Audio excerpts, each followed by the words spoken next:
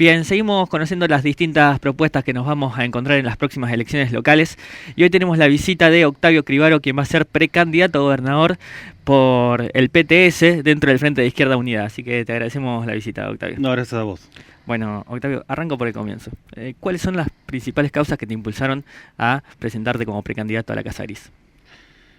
Bueno, creo que es parte de la pelea de la izquierda, la participación en elecciones en un momento que por lo menos nosotros como partido, como Frente de Izquierda, vemos una situación cada vez más crítica, con mucha bronca que se expresa en diferentes situaciones, no solamente en luchas por salario, en paritarias, etcétera, sino situaciones que quizá parecen tener una naturaleza diferente, como los choferes la otra vez en el capital y en el conurbano, que terminan con los incidentes con Bernie, expresan que la bronca trasciende en un montón de niveles a un montón de sectores, no solamente a los sectores más empobrecidos, sino también a asalariados, trabajadores, docentes que ven que la situación económica es cada vez más precaria, que ven una clase política al gobierno nacional, los gobiernos provinciales y la oposición absolutamente enrolada en garantizar la desigualdad y creo que la izquierda, que es parte de todas esas peleas, que es parte de estar en la calle, que por eso la ataca a la derecha,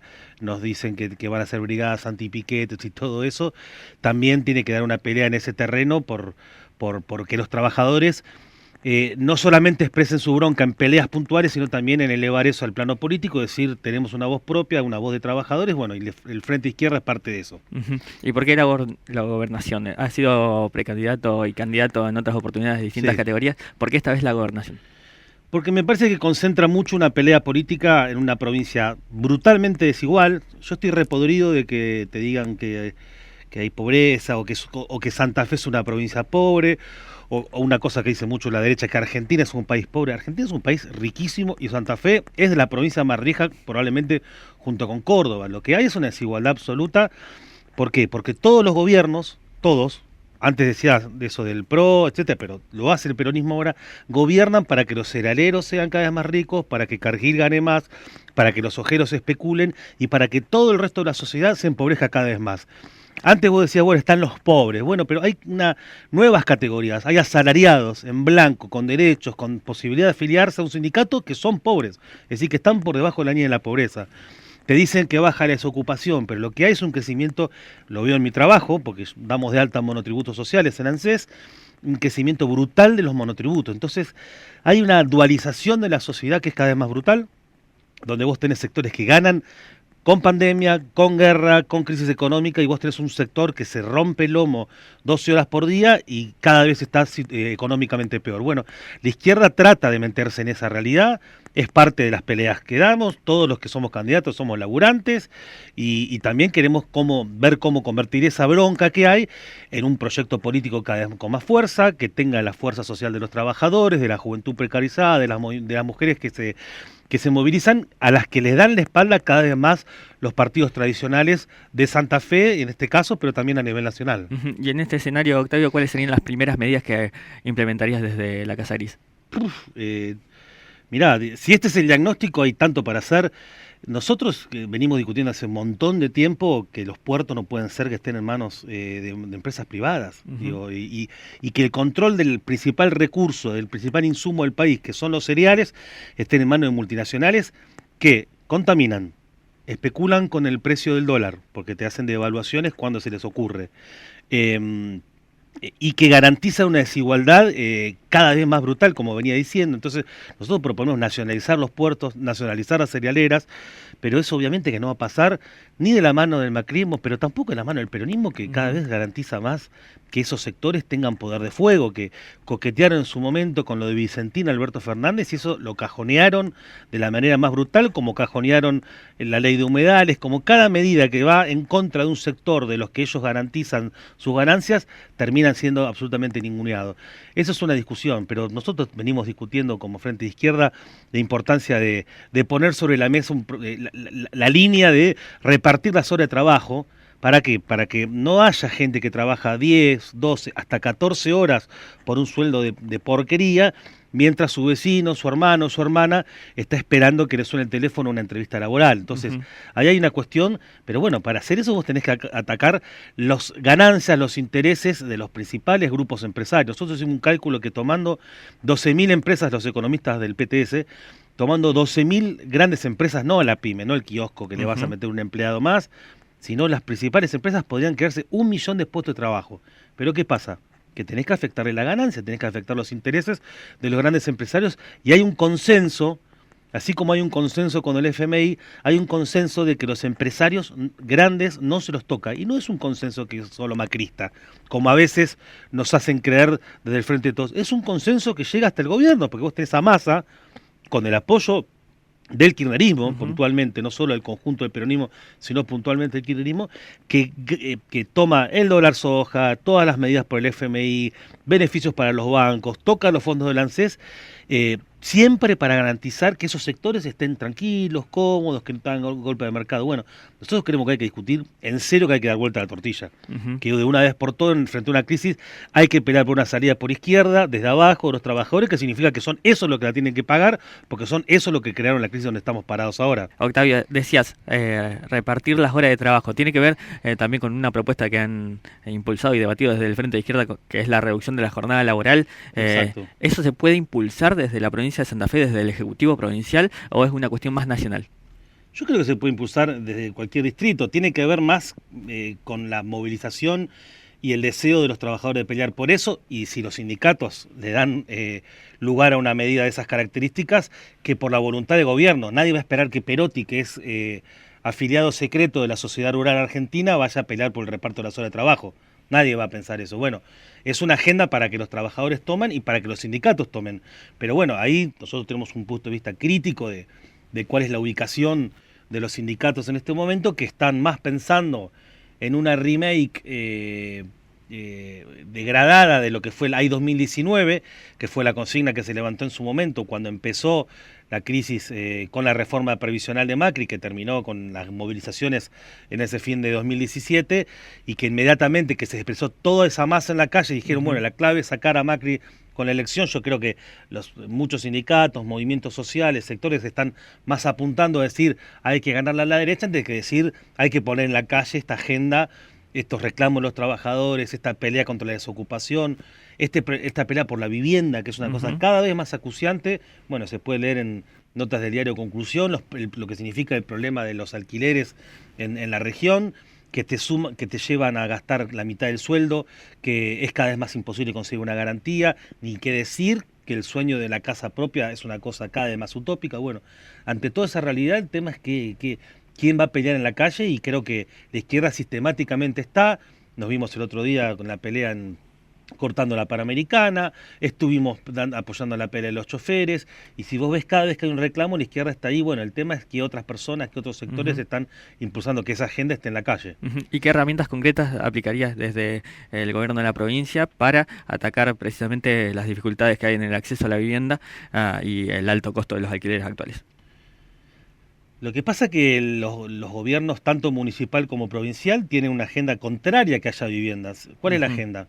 Hacer una torre espantosa de miles de pisos para que vos veas todas las ventanas oscuras, porque eso va a estar vacío, porque eso es para especulación inmobiliaria, gente que lava dinero, vaya a saber de dónde viene ese dinero, y vos tenés familia como en el barrio Magalio, como en cualquier barrio popular, que están peleando para que tengan una vivienda propia, aunque sea así para meter a la familia, para que no se te moje la familia cuando llueve. Entonces, yo creo que nosotros impulsamos un plan de obras públicas, eso generaría puestos de trabajo, puestos en la construcción, garantizaría cloacas, garantizaría un montón de cosas para familias que hoy no tienen nada, pero eso va en contra de lo que hace el gobierno, que es favorecer a grupos que hacen lobby para meterte torres, que las torres, por supuesto, ¿qué hacen?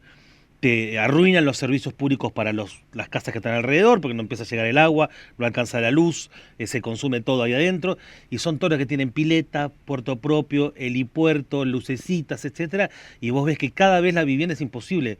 Si alquilar, si para entrar a una casa monoambiente tenés que poner 200.000 pesos de ingreso, tenés que poner garantías propietarias, garantía de recibo de sueldo, digo, imagínate lo que puede hacer alquilar una casa en dólares, en un momento que el dólar está alrededor de los 400 pesos. Entonces, creo que la orientación de los gobiernos es que nunca jamás nadie más tenga una vivienda. Entonces, y nosotros planteamos un plan de obras públicas para reformar las escuelas, para que tengan gas, para que haya hospitales en todos los lugares que hagan falta, pero también para que haya vivienda, y es algo que obviamente que no forma parte de ningún gobierno, pero tampoco puede formar parte, porque si vos, el FMI, te pone un botón, como hacen con Massa, y te dice qué línea de ajuste tenés que tener, ¿cómo va a haber vivienda? Es imposible que haya vivienda. Bueno, y Massa lo hace porque tiene un consenso del conjunto del peronismo, y también en última instancia del conjunto de la oposición patronal, sojera, de Cambiemos y todo eso. Bueno, de izquierda habla otro lenguaje, habla otro idioma que es el de intereses opuestos de lo que se juegan ahí. Hablábamos de alquileres, si hablamos de alquileres hablamos de costo de vida, y si hablamos de costo de vida hablamos de inflación. ¿Qué se puede hacer desde la provincia para desacelerar la inflación o directamente frenarla?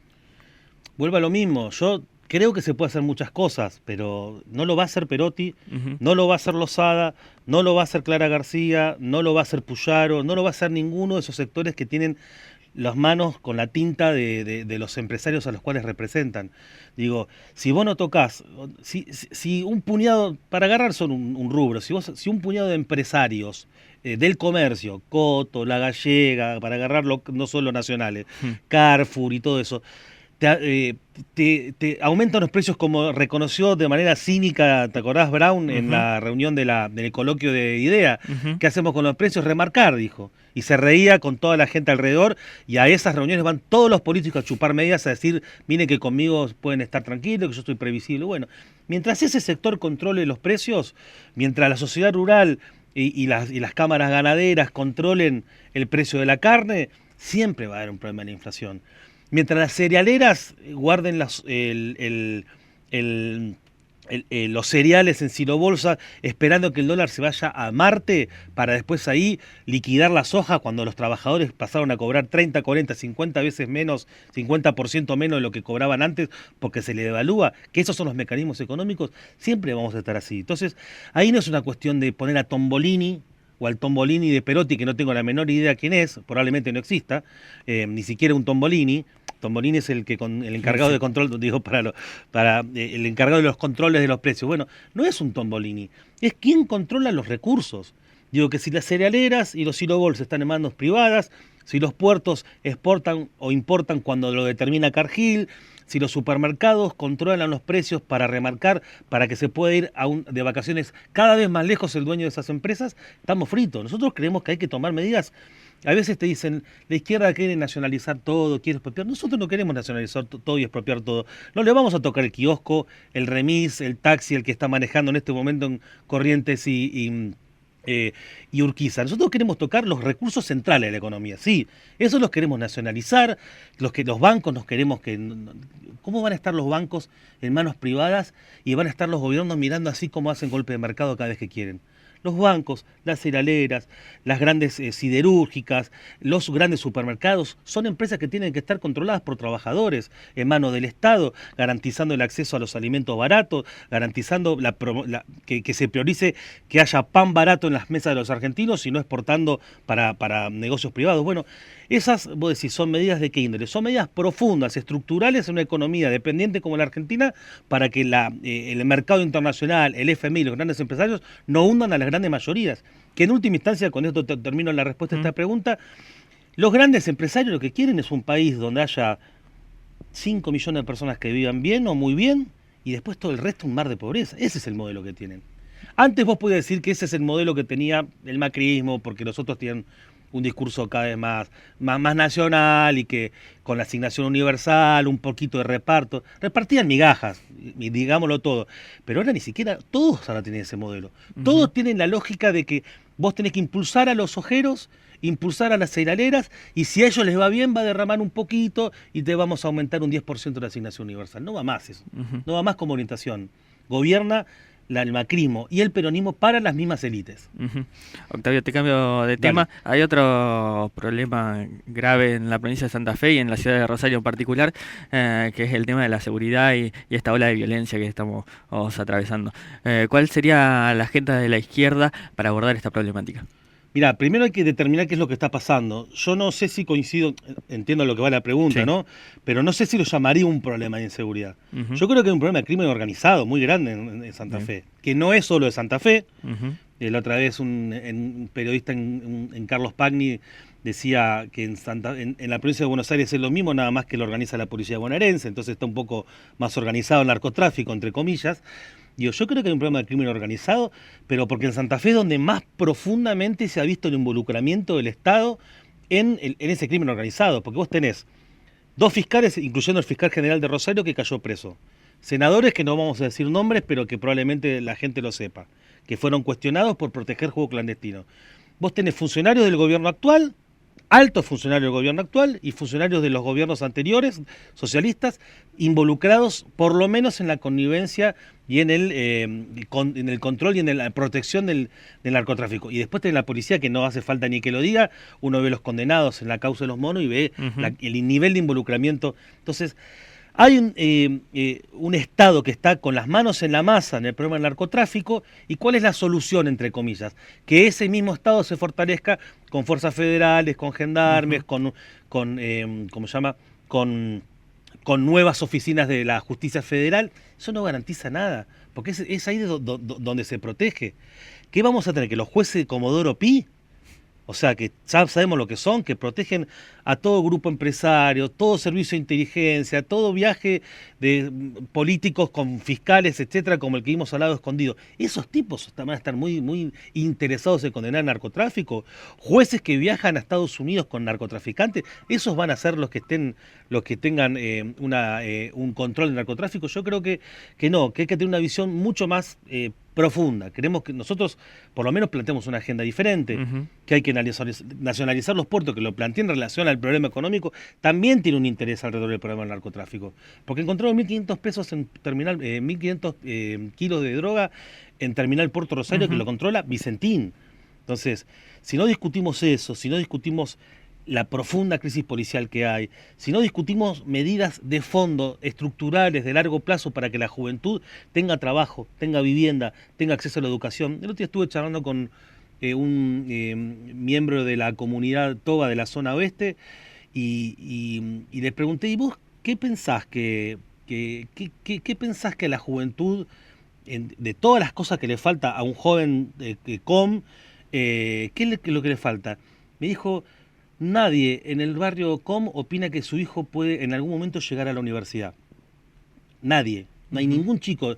Puede sacarse 10 en el colegio secundario, pero termina, hace el festejo de egreso y nunca más se le ocurre la utopía de estudiar. Bueno, si vos tenés tantos sectores que le ponen barreras sociales para que no aparezcan los pobres, los los hijos de los trabajadores, en las fotos caretas que ponen para promocionar Rosario como ciudad de turismo, vos vas a tener un problema ahí, que no es solamente que las bandas narcos tienen poder de reclutamiento porque la situación social es precaria, que sí, por supuesto también porque hay un basureo en los sectores populares. Hay un basureo que hace que alguien tenga un nombre quizá por entrar a una banda narcotraficante antes que por laburar pisoteado por gente que te basurea, que si decís disculpame, yo capaz que quiero cobrar más, te echan como un perro, como hacen todas las empresas del cordón metalúrgico. Entonces hay un problema que es cultural, que tiene que ver con el desprecio de los sectores populares, particularmente a la juventud, y esas son cosas que nunca se discuten, porque vos después ves a los políticos que van a visitar grandes empresas y sacan fotos re lindas, y en esos lugares violan derechos, en esos lugares basurean trabajadores. Hay que discutir cuestiones de fondo. Los puertos, los derechos de la juventud para que haya menos poder de reclutamiento, y también hay que discutir la legalización, que no es una cosa libertina, hippie, para que la gente no es un problema, es un problema de que si el negocio de la droga es ilegal, hay una tasa de ganancia que va a ser superior al de las otras actividades de la economía, y por lo tanto va a ser un foco de atención muy grande, donde se mete el Estado de la peor manera, donde se meten empresarios de la peor manera, donde hay violencia, y eso es lo que no se termina nunca de discutir acá. Hablando de la juventud que la nombraste, Octavio, hay un discurso en los grandes medios y en algunos sectores de la política que habla de la derechización de la juventud. Es un fenómeno que vos, te lo pregunto también como sociólogo, ¿no? Que vos lo ves, que está pasando, que es menos amplio de lo que se dice mediáticamente, o que directamente no existe. No, que como todo lo que dicen los medios, siempre se basa en algo real y exagera el 97% restante. Yo en la juventud veo bronca, veo desazón, veo un hartazgo con la clase política enorme. Eso es evidente, es palpable. Frente a eso, creo que una herramienta a mano, digo, yo creo que la izquierda es una herramienta a mano, por eso creció mucho la izquierda en las últimas elecciones. Digo, crecimos, que yo en Jujuy sacamos 25% de los votos, en todo el conurbano no hubo partido de las grandes concentraciones de trabajadores y sectores urbanos que saquemos 8, 10, todos sacamos un porcentaje altísimo, digo.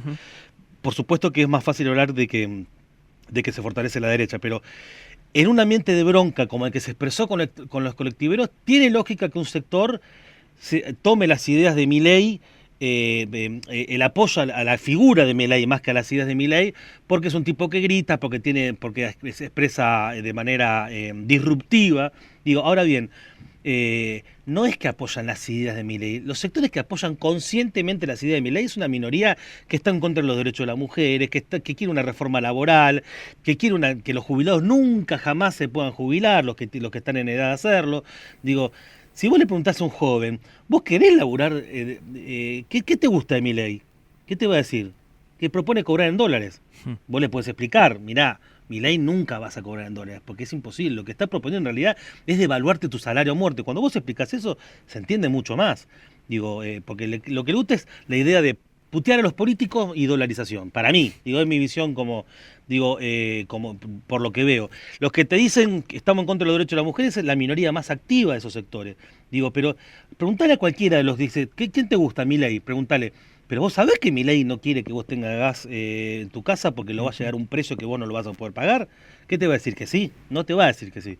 Vos sabés que Milei quiere que vos, tu laburo que vos tenés ahora, que cobrás 80.000 pesos laburando 9 horas en un call center o en otro lugar, vos sabés que él quiere que vos labures a destajo y te va a decir que seas su propio jefe y que pierdas derechos sindicales y que hay que sacarte tu posibilidad de tener representación sindical porque él quiere que haya libertad de empresa. Yo opino que todo el mundo te dice que no. Eso, muchos sociólogos y encuestas muestran eso, que gente que te dice que apoya a Milei, cuando vos le preguntás programáticamente, que dice, no te va a decir el programa de Milei, porque el programa de Milei es el programa de la sociedad rural, de la AEA, de la UIA, nada más que lo que va a la televisión, donde está prohibido repreguntarle, porque todo el mundo tiene ganas de que Milei imponga una agenda de derecha para aplicarla a otros. Entonces, como nadie le repregunta, no surge cuál es su programa. Bueno, yo opino que hay que hacer eso, pero después la definición que está en el libro de Pablo Estefanón y otros de que la rebeldía es de derecha, yo opino que no es así. Digo, fíjate en Francia, que de derecha. En Francia están prendiendo fuego el país. Jóvenes estudiantes de los liceos más de la élite cultural francesa están movilizándose junto a los trabajadores por la jubilación de gente que le falta 50 años para jubilarse. ¿Qué expresa eso? Que el capitalismo es una máquina de generar gente movilizada y va a ser cada vez más así, porque hay una crisis muy grande, porque hay una guerra, porque nosotros como socialistas, como marxistas, que siempre dijimos que el capitalismo es un sistema que permanentemente crea condiciones para las crisis, para las guerras, para las revoluciones, eso se actualiza y permanentemente se ve así, y yo creo que no hay que confundir. Y otra cosa más, lo último que te digo, si hay una canalización por derecha es porque hay una política sistemática de contención social por parte del peronismo para que no se exprese por izquierda. Si vos tenés todos los sindicatos, todos los movimientos sociales, evitando que la bronca se exprese en la calle, porque su gobierno de Alberto y de Cristina es el que estamos, eso hace que se canalice por derecha. Porque si hubiera huelgas, paros generales, movilizaciones de trabajadores ocupados y desocupados, ¿qué va a hacer Milei? ¿Qué va a hacer la brigada antipiquetes con el tarado ese de Ramiro Marra? Digo, contra millones de trabajadores, contra los trabajadores que hicieron el Cordobazo, contra los trabajadores que tiraron a De la Rúa cuando estaba aplicando un ajuste al FMI. No dura ni 3 minutos el programa de la derecha con la gente movilizada.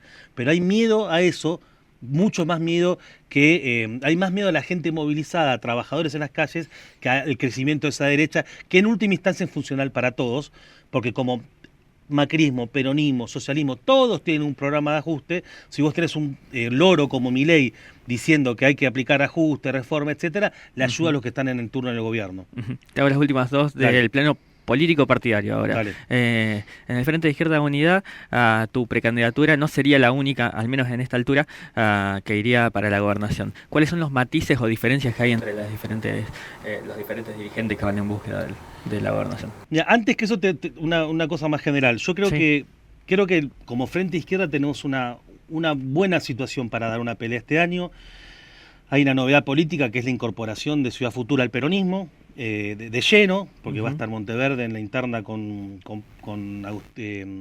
Roberto Zuckerman, y van a apoyar abiertamente la candidatura de Eduardo Tognoli a la gobernación de la provincia de Buenos Aires, es decir que una agrupación que había surgido con el apoyo de muchos sectores que los vieron como una herramienta para expresar una crítica a los partidos tradicionales, entra de lleno a uno de esos partidos tradicionales, y particularmente un partido tradicional que es el que está más ajustando en este momento, que es el Frente de Todos, que está gobernando para los sectores más ricos, para las élites que Ciudad Futura siempre dijo que rechazaba. Entonces, ahí yo creo que hay una beta para que la izquierda hable en serio de la construcción de una alternativa independiente, en serio, de los gobiernos, de todos los partidos que defienden capitalistas, de los empresarios, y creo que ahí tenemos que pensar mucho cómo la izquierda tiene una oportunidad para crecer, y bueno, mi candidatura espero que sea una posibilidad para eso.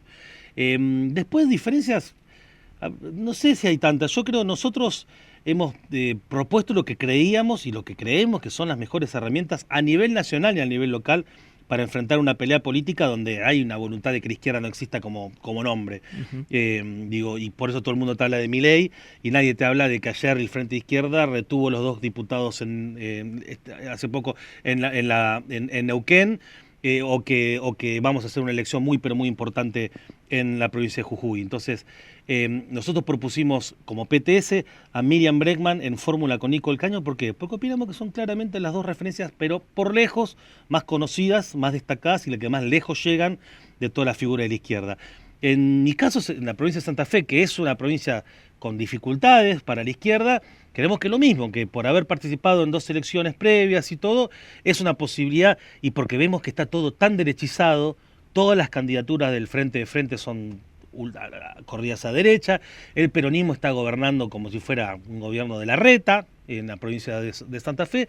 Creo que mi candidatura podría ayudar a que la izquierda, en primer lugar, supere el piso proscriptivo de las PASO, y en segundo lugar, esté peleando en las generales por una voz alternativa a esa gran interna de los partidos cerealeros que es el Frente de Frente y el peronismo en la provincia de Santa Fe. De ese punto de vista creo que es la mejor herramienta. Veremos si se confirma. Todavía estamos en plenas discusiones dentro del Frente de Izquierda, o sea que no es muy claro cómo terminará, pero nosotros dijimos, queremos que estos son los mejores que tenemos y nos parece que es así. Pero bueno, alguno puede tener una visión diferente de eso. Bueno, por último, Octavio, ¿cómo te imaginas la campaña de acá a las PASO? ¿Van a correr desde atrás en cuanto a lo que es los grandes medios de difusión, ¿no? Que contarán otros partidos, otros espacios con esos aparatos?